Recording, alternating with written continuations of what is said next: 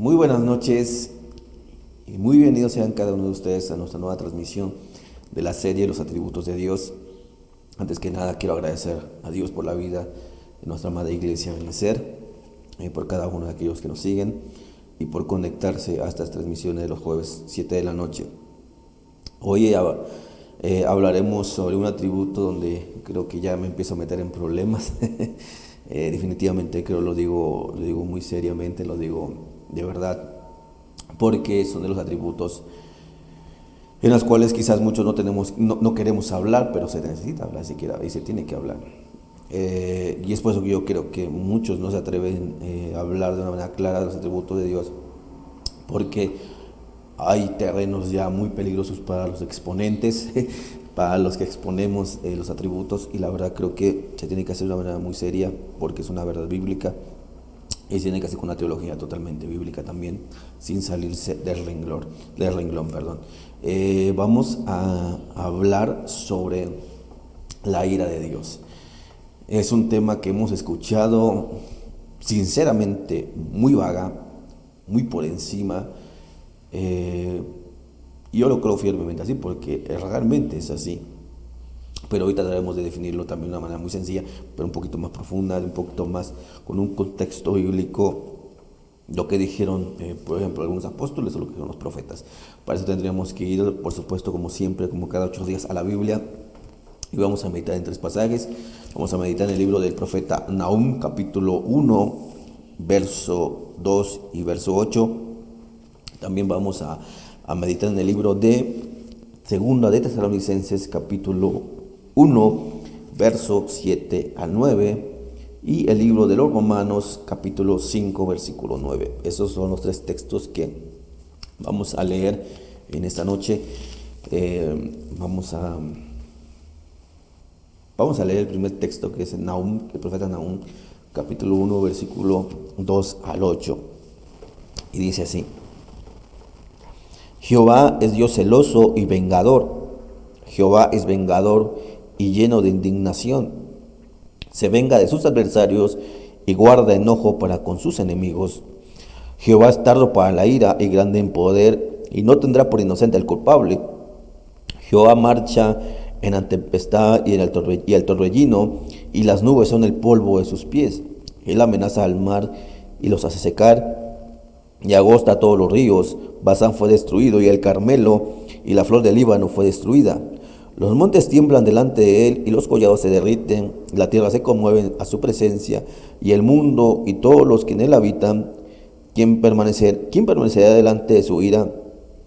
¿Y quién quedará en pie en el ardor de su enojo? Su ira se derrama como fuego, y por él se hienden las peñas. Jehová es bueno, fortaleza en el día de la angustia, y conoce a los que en él confían. Mas con inundación impetuosa consumirá a sus adversarios, y tinieblas perseguirán a sus enemigos. Amén. Ahora vamos a leer el libro de Segunda Tesalonicenses, capítulo 1, verso 7 al 9. Dice así: Y a vosotros que sois atribulados, daos reposo con nosotros, cuando se manifieste el Señor Jesús desde el cielo con los ángeles de su poder en llama de fuego, para dar retribución a los que no conocieron a Dios ni obedecieron al evangelio de nuestro Señor Jesucristo, los cuales sufrirán pena eterna, perdición, excluidos de la presencia de Dios y la gloria de su poder. Ahora terminamos con el libro de los Romanos, capítulo 5, verso 9, y dice así: Pues mucho más estando ya justificados en su sangre, por él seremos salvos de la ira. Y como estos 3 textos, la Biblia habla de una manera clara en cuanto a la ira de Dios, la Biblia habla de una manera clara en cuanto al enojo profundo de Dios.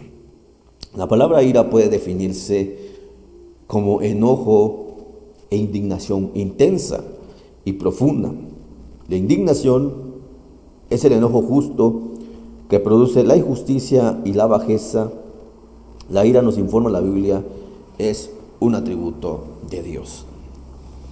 Esto es la ira de Dios, una indignación o un enojo intenso y profundo, y un enojo justo por todo lo que produce la injusticia y las bajezas más terribles. Esto de alguna manera queremos significar en cuanto a la ira de Dios.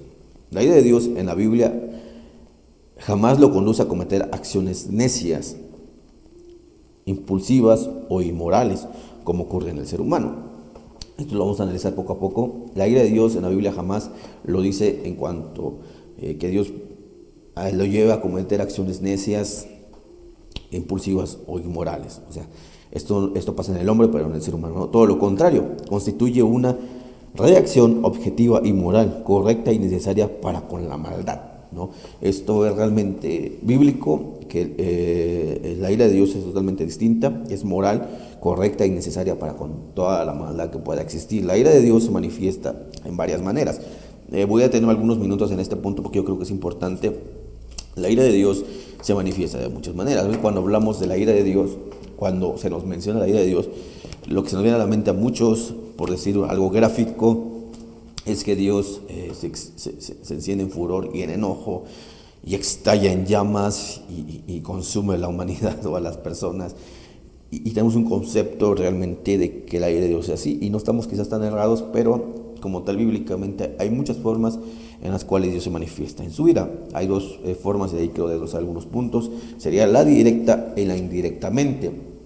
Estas dos formas se manifiesta la ira de Dios, la directa e indirectamente. La directa habla sobre su intervención misma, y uno de los ejemplos, bueno, hay varios ejemplos, trataré de citarlos de una manera muy sencilla.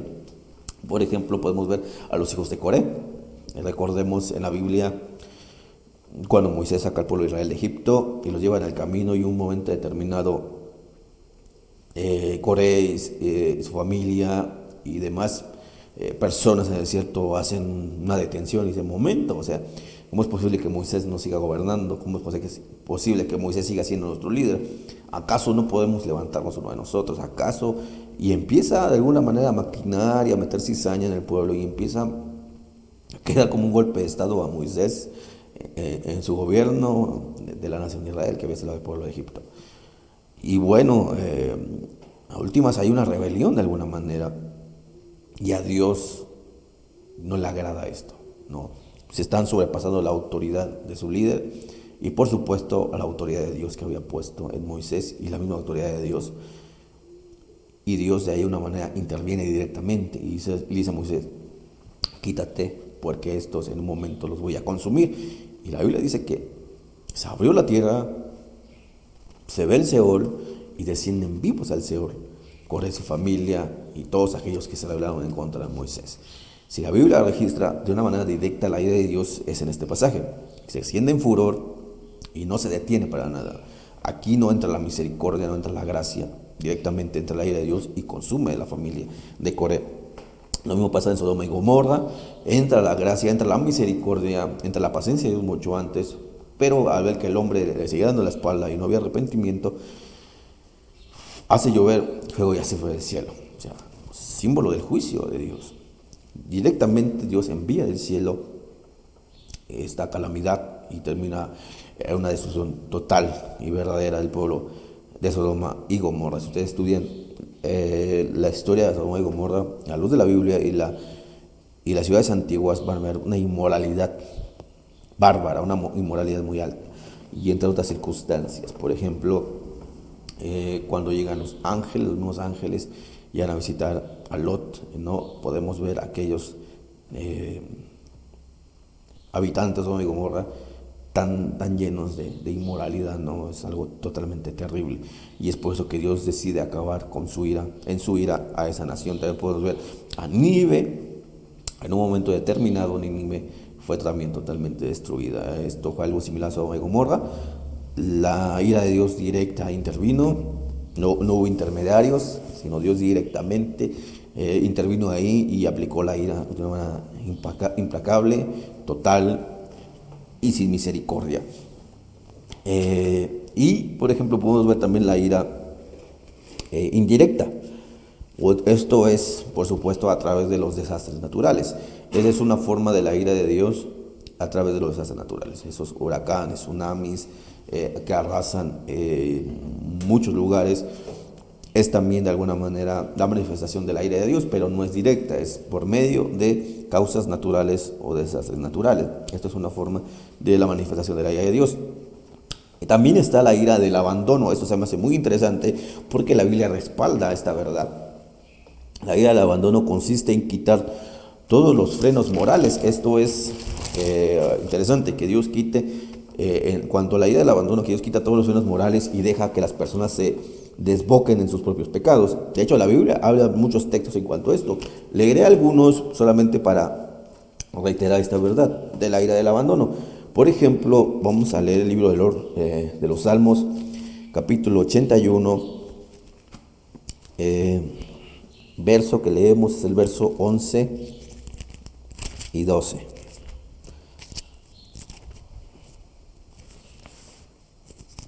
Dice así: pero mi pueblo no oyó mi voz, e Israel no me quiso a mí. Los dejé, atención a esa palabra, los dejé, por tanto, a la dureza de su corazón, caminaron en sus propios consejos. Dice, los dejé. Esto habla sobre la ira del abandono. Dios deja a su pueblo que se consumiera en su pecado en cierta medida. Ahora, parte del pueblo. Proverbios capítulo 1, verso 23 al 31, se me hace muy interesante este texto. Dice: volveos a mi reprensión, he aquí que yo derramaré mi espíritu sobre vosotros, y os haré saber mis palabras, por cuando llamé y no quisisteis oír. Extendí mi mano y no hubo quien atendiese, sino que desechasteis todo consejo mío, y de mi reprensión no quisisteis. También yo me reiré vuestra calamidad y me burlaré cuando os viniere lo que teméis. Cuando viniere como una destrucción lo que teméis, y vuestra calamidad llegue como un torbellino, cuando sobre vosotros viniere tribulación y angustia, entonces me llamará y no responderé, me buscarán de mañana y no me hallarán, por cuando aborrecieron la sabiduría y no escogieron el temor de Jehová, ni quisieron mi consejo y menospreciaron toda mi reprensión. Y sigue diciendo: comerán del fruto de sus caminos y serán hastiados de sus propios consejos. Aquí dice Dios, me buscarán, pero no me encontrarán. No habla que Dios se va, abandona a aquellos que le dan la espalda a Dios. Si el hombre abandona a Dios, pues Dios, ¿por qué no tendría que hacerlo? En el libro de Oseas, capítulo 4,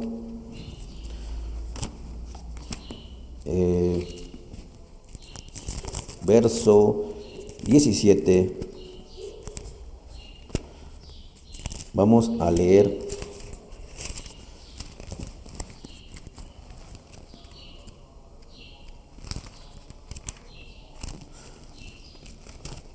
algo realmente interesante también.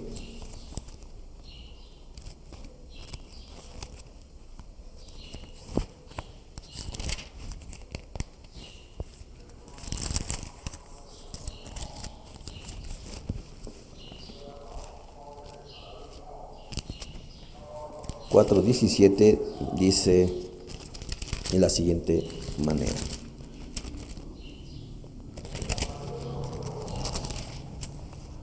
Efraín es dado a los ídolos, déjalo. Es el texto muy corto, pero dice: Efraín es dado a los ídolos, déjalo. O sea, Dios dijo a Oseas: ¿sabes qué? Ya no vamos a hablar más, hay que dejarlos. La ira del abandono. Y termino con el libro de los Jueces, capítulo 10, verso que leemos, el verso 13.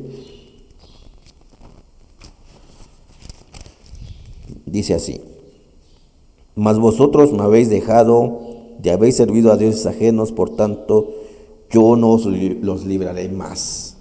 Por tanto yo no los voy a librar más. O sea, creo que la Biblia es muy clara en cuanto a la ira de Dios, y es una manera indirecta del abandono, ¿no?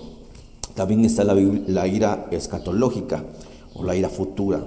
que corresponde la último y gran día de Dios para con la humanidad, el día del juicio final. Y esto lo habla el apóstol Pablo en el libro de Segunda de Tesalonicenses, y es un texto que leímos hace un rato, pero vamos a leerlo porque creo que esto es una de las iras escatológicas que el apóstol Pablo le dijo a la iglesia de Tesalónica, capítulo 1, verso 7 y 9. Dice así: y a vosotros que sois atribulados, daros reposo con nosotros cuando se manifieste el Señor Jesús desde el cielo con los ángeles de su poder. Pongan atención a la siguiente palabra en el texto 8, dice: en llama de fuego, para dar retribución a los que no conocieron a Dios ni obedecen al Evangelio de nuestro Señor Jesucristo, los cuales sufrirán pena de eterna perdición, excluidos de la presencia del Señor y de la gloria de su poder, el cual se manifiesta, dice, en llama de fuego. Cuando el apóstol Pablo se refiere a llama de fuego, precisamente quiso decir todo el juicio de Dios, todo el peso de la ira de Dios sobre la humanidad en el día postrero. Esta es la ira escatológica que se manifestará en el día final, la ira de Dios de una manera tremenda sobre aquellos que rechazaron a Cristo, aquellos que no siguieron al Señor, aquellos que se burlaron del cristianismo, que dijeron que quisimos implementar un fanatismo, que no quisieron obedecer a Dios y decidieron seguir sus propios caminos. Dios se les manifestará en llamas de fuego. Esta es la ira escatológica. Y por supuesto está la ira eterna, la cual se expresa en el infierno. O sea, esto es claro, la ira eterna, la cual se expresa verazmente en el infierno. Creo que la Biblia es clara. Jesús habló unas 25 veces sobre este tema. El apóstol Pablo habló sobre el tema. El Antiguo Tiempo habla sobre el Seol, y creo que es un tema muy amplio en cuanto a expresar la ira de Dios de una manera eterna, porque Dios es eterno.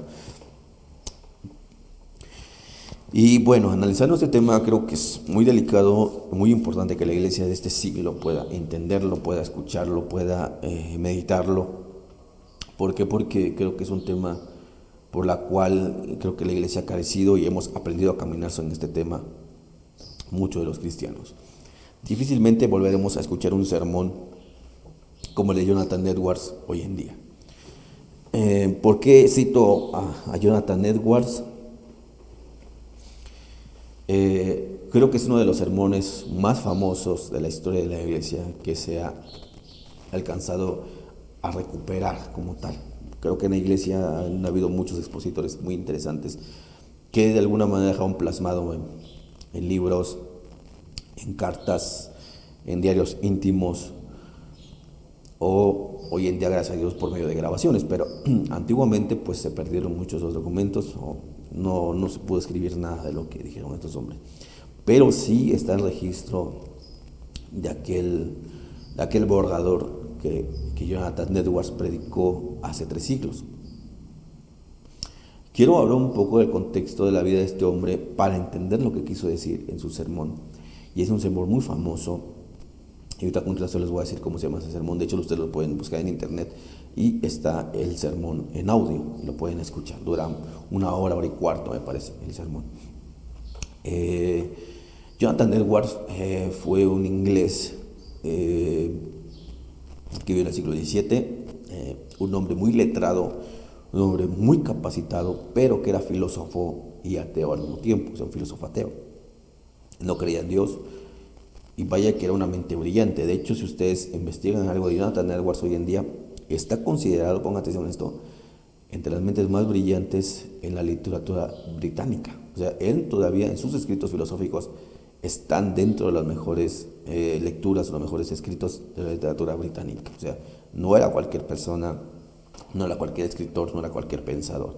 Era un hombre muy brillante que, gracias a Dios, tuvo la fortuna de conocer a su yerno David Brainerd. No voy a hablar de David Brainerd en esta ocasión porque no nos alcanza el tiempo, pero David Brainerd ora mucho por su suegro hasta que él se convierte al cristianismo.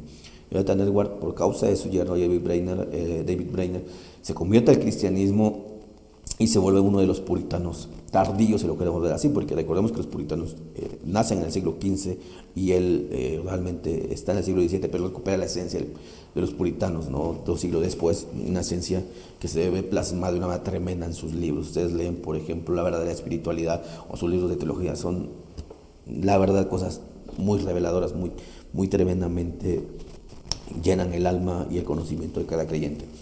Y él, cuando se convierte al cristianismo, por supuesto que pues inmediatamente se convierte en un pastor. Él predica el evangelio, es un pastor muy reconocido por sus escritos, por sus predicaciones, pero sobre todo por su espiritualidad. O sea, él miraba a Debbie Brennan y a su yerno y le impactaba la espiritualidad de su yerno.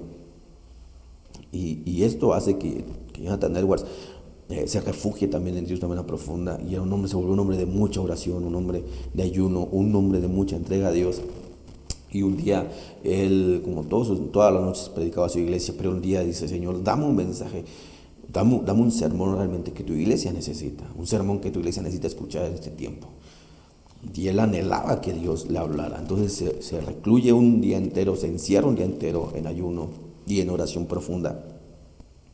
Y en determinadas horas él empieza a desarrollar su famoso sermón que se conoce como Pecadores en manos de un Dios airado. Ese es un sermón que lo pueden encontrar en internet, en audio. Pecadores en manos de un Dios airado. Con esto yo creo que ustedes ya pueden entender lo que se trató el sermón. Pero es que realmente no fue tanto el título, porque es un título muy fuerte, muy agresivo para cristianos de este siglo. Realmente fue un tema realmente hermoso, un tema que se necesitaba hablar, no como hoy en día se necesita, por supuesto, hablarlo. Y bueno, Jonathan Edwards empieza a desarrollar el sermón, a escribirlo, hasta que lo termina.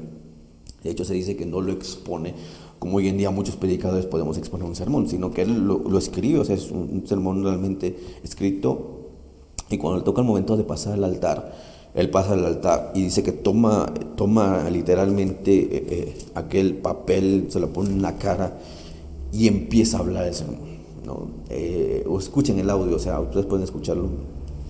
Está tremendo. Empieza a hablar sobre los pecadores, empieza a hablar sobre los hombres que han ofendido a Dios, que como descenderán al infierno, y empieza a hablar de una manera bien tremenda, asombrosa, y empieza a leerlo. O sea, él no se para ni un segundo, ni se detiene a ver a la gente. Él empieza a leer. Su sermón tarda aproximadamente, lo que tenemos hoy en día registrado es 1 hora y cuarto. Para no hacer más largo el asunto, es que él todavía no terminaba de hablar su sermón, él todavía iba a la mitad de su lectura de su sermón, y se dice, y queda en el registro de la historia, que la gente se agarraba de las bancas, se subía a las bancas y empezaba a brincar, y mucha gente se agarraba de los postes, empezaba a llorar y a gemir, diciendo que el infierno los iba a tragar si Dios no los perdonaba. O sea, fue tan tremendo el mensaje que Jonathan Edwards expuso, que la gente empezó a llorar, que la gente empezó a humillarse, a pedirle perdón al Señor de una manera tremenda. Esto quedó registrado en la historia de la iglesia como uno de los sermones más mencionados. Por supuesto, hay otros que desgraciadamente no se quedaron registrados, pero esto, gracias a Dios, se quedó registrado para la memoria de muchos cristianos y que podemos escucharlo hoy en día. ¿Cuándo volvemos a escuchar un sermón como estos hoy en día, como de Jonathan Edwards? Es muy difícil. ¿Cuándo volvemos a escuchar un sermón sobre la ira de Dios, sobre los pecadores? Es muy difícil. Creo que es un asunto que es de mucha seriedad, que el cristiano en este siglo tiene que darle, puesto que Dios no es solamente un Dios de amor, sino también un Dios de ira.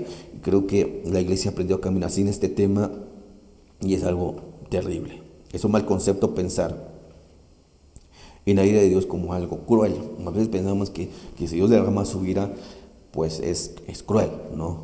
Cuando realmente no hay crueldad en la ira de Dios. La ira de Dios es siempre judicial, es decir, la ira de Dios es de un juez cuando ministra justicia. La ira de Dios es judicial, quiere decir esto lo que aplica un juez, con una estricta justicia verdadera, ¿no? O sea, la crueldad es inmoral, y por supuesto que Dios no es inmoral, es un Dios totalmente moral en una parte, no totalmente, perdón, sino en una parte moral. Y por supuesto que la crueldad entra en el área inmoral. Así es que con esto, de alguna manera podemos ver que la ira de Dios en términos generales está llena la Biblia. En términos generales la Biblia lo habla ampliamente. La ira de Dios es algo que los hombres eligen por sí mismos.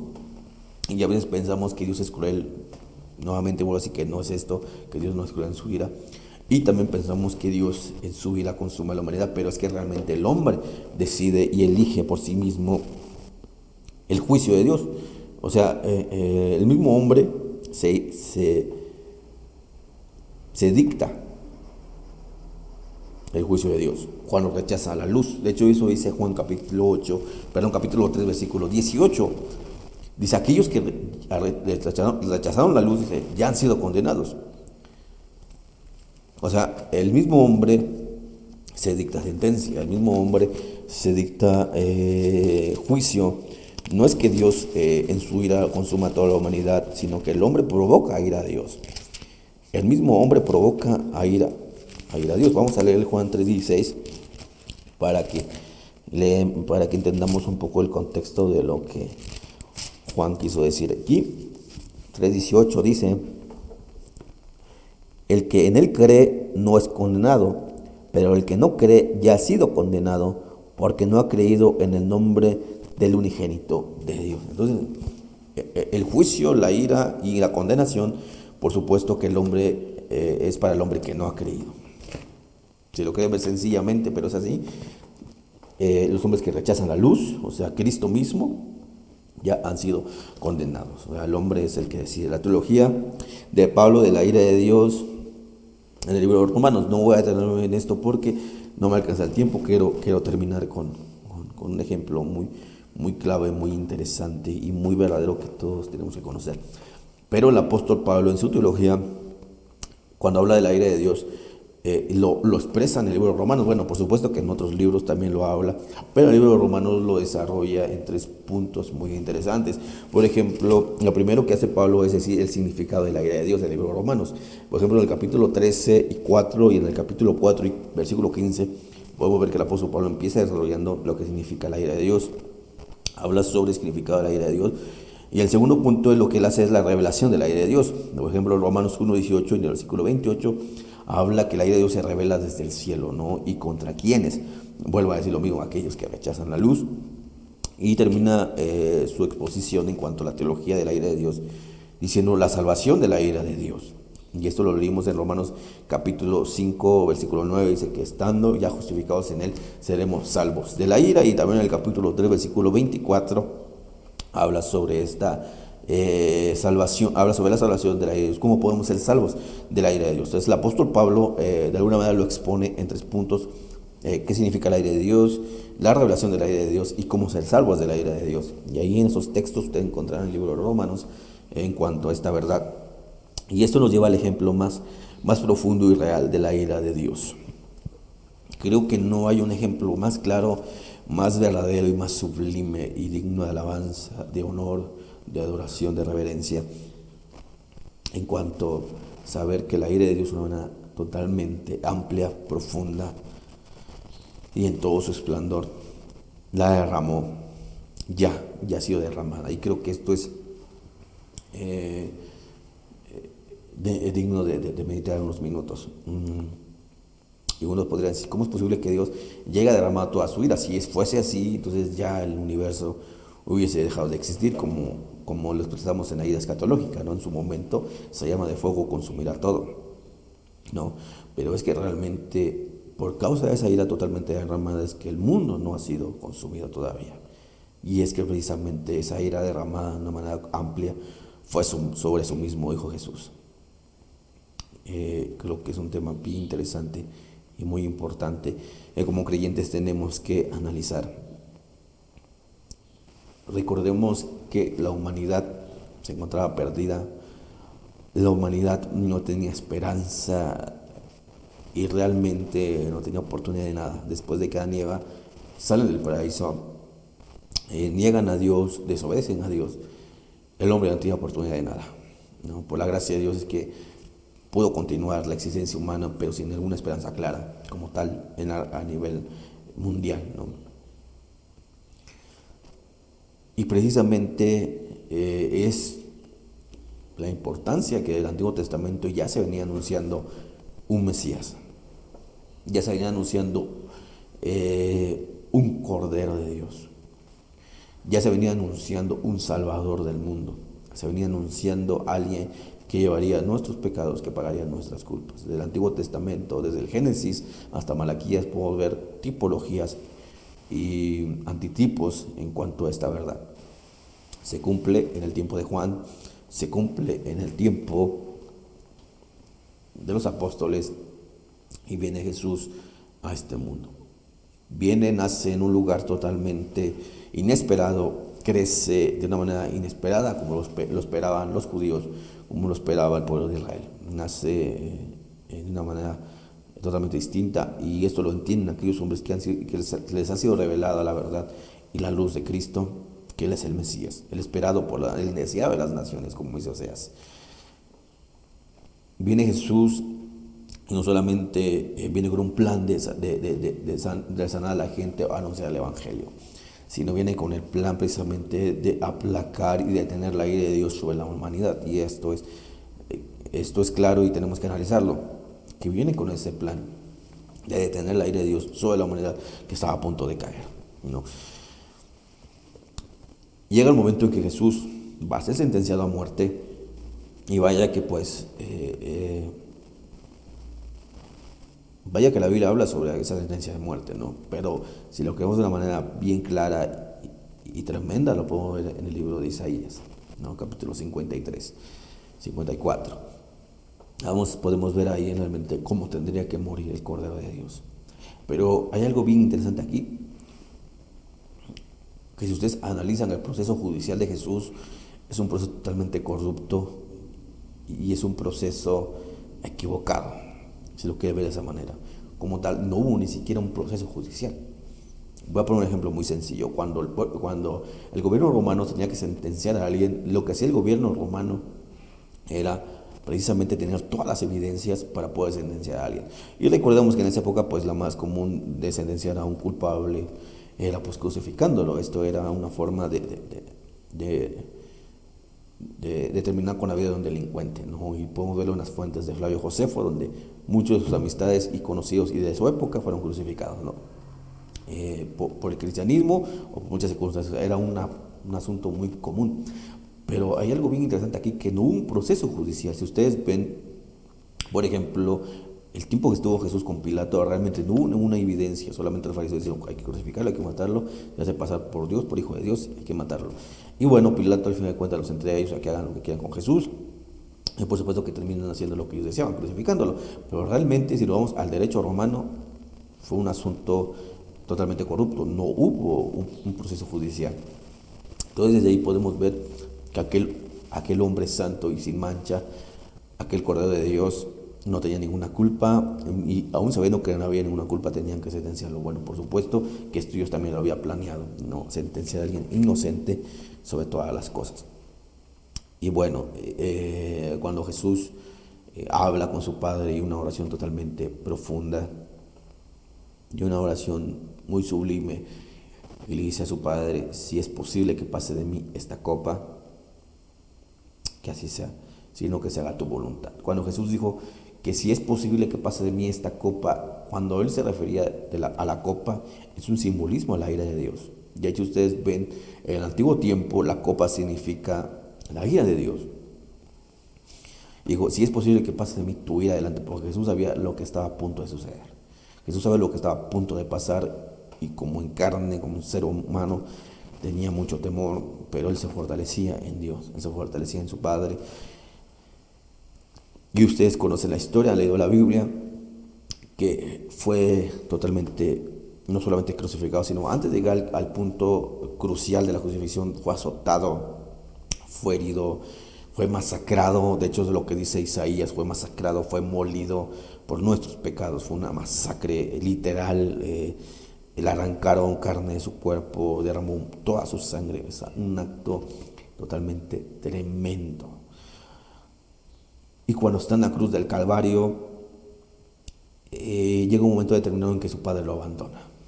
No, Jesús mismo lo dijo: Padre, ¿por qué me has abandonado?